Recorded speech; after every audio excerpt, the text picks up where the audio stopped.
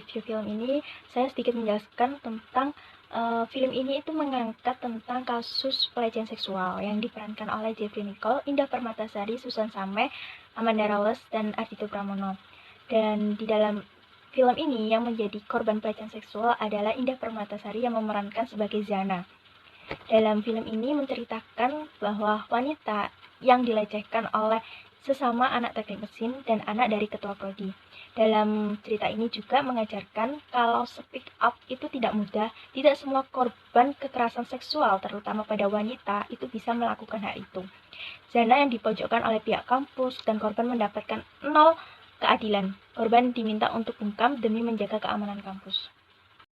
Baik, pada adegan ini menjelaskan tentang Nathan yang sedang duduk di kursi sementara Zena dan Rebecca berdiri.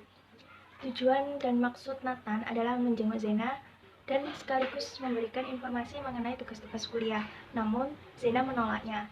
Nathan pun mengingatkan kembali tentang semboyan yang ada di kelasnya, yakni satu baris satu suara, yang artinya di mana ada teman kesulitan, maka teman yang lain akan membantunya. Pada adegan ini juga mengandung makna bahwa perempuan yang mengalami kekerasan seksual atau keterpurukan membutuhkan dukungan secara moral dari teman-temannya. Dan dalam adegan ini terlihat Zana sedang menjelaskan kepada Nathan dan Rebecca bahwa ia harus menjelaskan masalah ini kepada ayahnya tentang kasus kekerasan seksual yang sedang dialaminya. Ia ingin melanjutkan kuliahnya dan mendapatkan predikat cum laude agar sang ayah itu bangga. Jadi dalam adegan ini sikap optimis dari Zena itu salah satu tanda seseorang yang mencoba bangkit dari keterpurukan dan rasa trauma. Adegan ini Zena sedang duduk dengan konselornya. Zena berbincang sembari mempraktekkan sesuatu di dalam ruangan bersama konselornya. Di sisi lain, Bu Dewi selaku wali kelasnya dan juga Rebecca dan Nathan yang sedang berbincang sembari menunggu Zena melakukan proses konseling. Hal ini menunjukkan bahwa usaha Zena atau korban kekerasan seksual untuk bangkit dari keterpurukan atau dari trauma, yaitu dengan cara menyalurkan emosi, pikiran, dan hati melalui sesi konseling, sehingga korban dapat membagikan peristiwa yang membuatnya trauma kepada orang lain, khususnya konselor.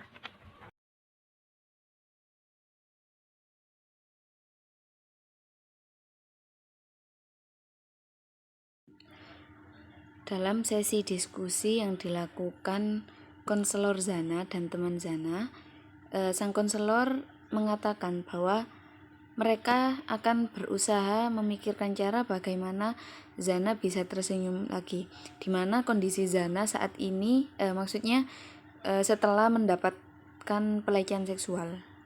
Beberapa waktu setelahnya, Rebecca selaku teman Zana menelpon Nathan dan mengatakan bahwa ayah Zana ini anfal atau kritis. Setelah beberapa jam dinyatakan meninggal.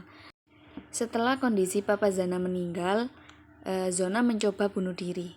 Dan di sini Nathan mencoba menenangkan Zana supaya tidak bunuh diri dan meyakinkan Zana bahwa semua masih bisa diperjuangkan. Tidak hanya Nathan, tapi teman Zana juga berusaha meyakinkan Zana bahwa mereka akan berjanji untuk selalu ada untuk Zana. Teman-teman Zana, Rebecca, juga berusaha untuk membantu Zana dan tidak akan menyerah sampai Zana mendapatkan keadilan dan pelaku pelecehan seksual terhadap Zana mendapatkan hukuman. Tidak hanya teman Zana dan Nathan, tapi Salma juga ikut berusaha meyakinkan bahwa mereka bisa melewati semuanya sama-sama dan berjanji untuk membantu Zana. Akhirnya mereka berhasil membujuk Zana agar tidak setelah kondisi Zana sedikit tenang, mereka berunding dan memikirkan bagaimana mereka bisa speak up pada semua orang tentang kasus pelecehan yang banyak terjadi, termasuk masalah Zana. Nah, dalam sesi diskusi yang kedua, mereka mengajak Afkar selaku teman Salma supaya mau membantu mereka untuk mendapatkan dukungan lewat channel milik Afkar ini dan mendesak pihak kampus supaya mereka mendapatkan keadilan untuk Zana. Setelah melakukan rundingan, akhirnya Zana berusaha speak up lewat sebuah video dan berusaha melawan dan tidak mau bersembunyi lagi. Maksudnya Zana akan berusaha untuk mencari keadilan untuk dirinya. Setelah proses speak up dan unjuk rasa untuk Zana, akhirnya pihak kampus mengembalikan beasiswa Zana dan Nathan masih terus berusaha untuk meminta keadilan terhadap pelaku pelecehan seksual Zana.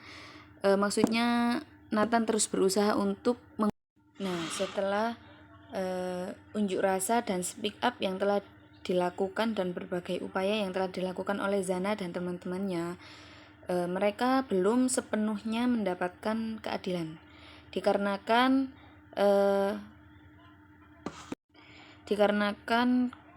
pihak kampus akan dituntut ketika mereka menghukum pelaku, di mana pelaku ini merupakan anak dari ketua prodi kampus tersebut. Jadi kampus berusaha melindungi pelakunya. Namun konselor Zana tetap memberikan support untuk Zana agar terus berjuang. Setelah beberapa tahun kemudian, Zana berhasil menyelesaikan kuliahnya dan menjadi lulusan terbaik jurusan sosiologi. Meskipun pada kasus yang dialaminya dahulu dia tidak mendapatkan 100% keadilannya, namun kini ia terus berusaha dan mencoba memberikan pelajaran Zana memiliki pembelajaran yang disebut champion anti pelecehan untuk mengantisipasi supaya tidak ada lagi korban-korban pelecehan selanjutnya. Belajar dari pengalaman yang sudah Zana alami begitu. Dari review film ini, pembelajaran yang bisa kita dapat yaitu dimana bahwa kita seorang perempuan harus menjaga kehormatan diri kita, dan seperti yang dibilang Zana bahwa tubuh kita adalah milik kita, jangan biarkan orang lain menyentuhnya. Namun ketika kita sudah, maksudnya kita mengalami pelecehan seperti Zana, kita harus terus berusaha speak up dan terus berusaha melakukan upaya-upaya supaya pelaku pelecehan bisa jera dan tidak akan